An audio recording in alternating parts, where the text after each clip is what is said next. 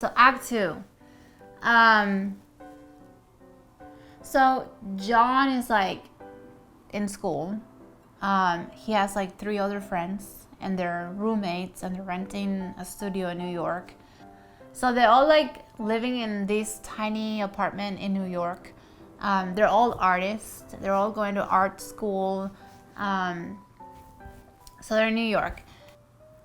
John, Babe, and Steve are like in a hurry and they're like cleaning the apartment, kind of like if you're married and you're a guy or a girl, whatever, doesn't matter, and your mother-in-law is gonna come visit you and you're like cleaning, dusting, and making sure that your place is like spotless. So that's what they're doing.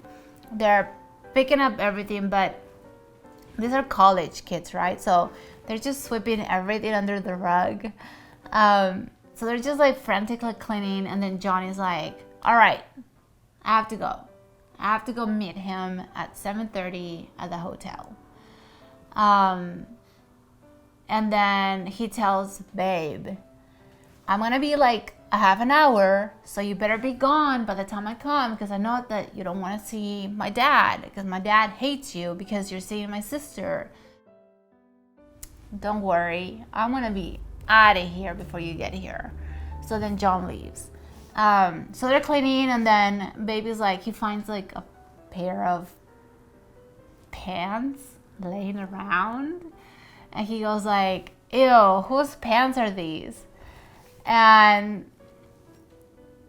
Steve goes like, oh, ew, those gotta be like Ted's. I say put them in under the couch. You know, we gotta teach him some principles of neatness. Baby's like so worried about how he looks. So he's like asking Steve, how do I look? And Steve is like,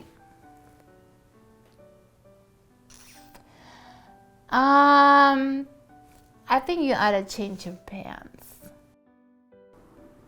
Steve is like, Babe, like what kind of name is that for a guy? Like Babe?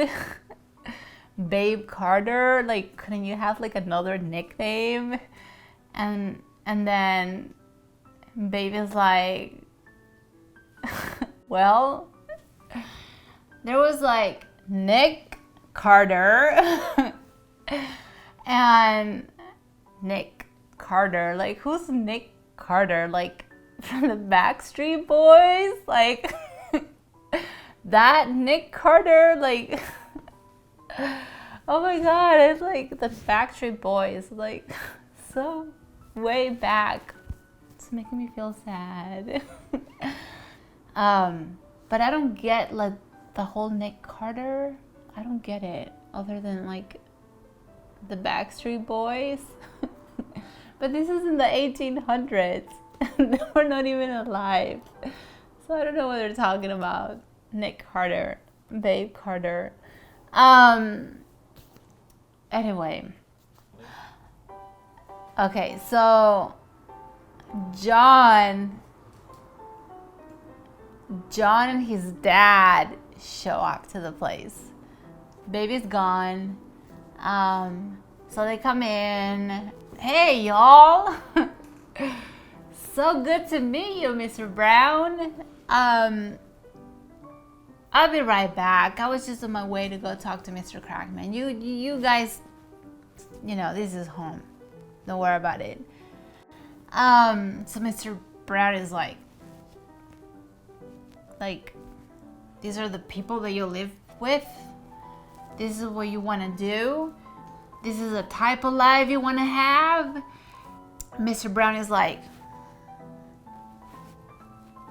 this all looks the same. Like, what kind of paintings are these?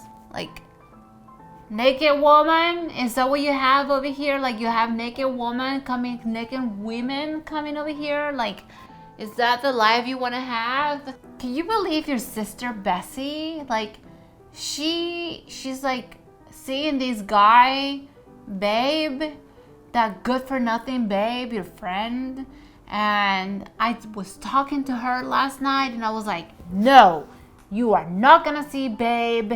He's not good for you. I have better plans for you. And then John is like, why are you being so selfish, Dad? Like, oh, you don't care about your kids. You just want them to like live life the way you wanted to live your own life, and you regret it that you have this kind of life now, and you just want them to like marry to like rich people and old people, like this guy that's like 40 years old and like who's an asshole, and you don't care. You just want to marry Bessie to him because he has money and all you care is about money. Like, no. So then Mr. Brown is like, yeah, can you believe her? Like, she was like, no, I'm gonna marry Babe because I love him. And if you're not okay with it, then I'm gonna leave. I'm just gonna go to like a hotel and I'm gonna stay there and then fuck you. I'm just gonna leave. And then Mr. Brown is like, can you believe her? And then John is like, good for her. You know, she's standing up for you. Like, you're like selfish.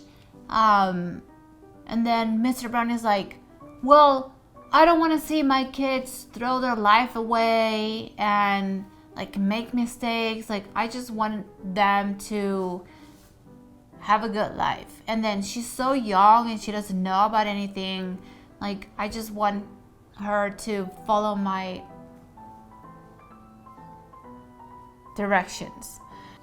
John is like, but I don't believe that you came all the way to New York to talk to me about my sister. Like, what do you want, Dad? Like, you're right here. What do you want?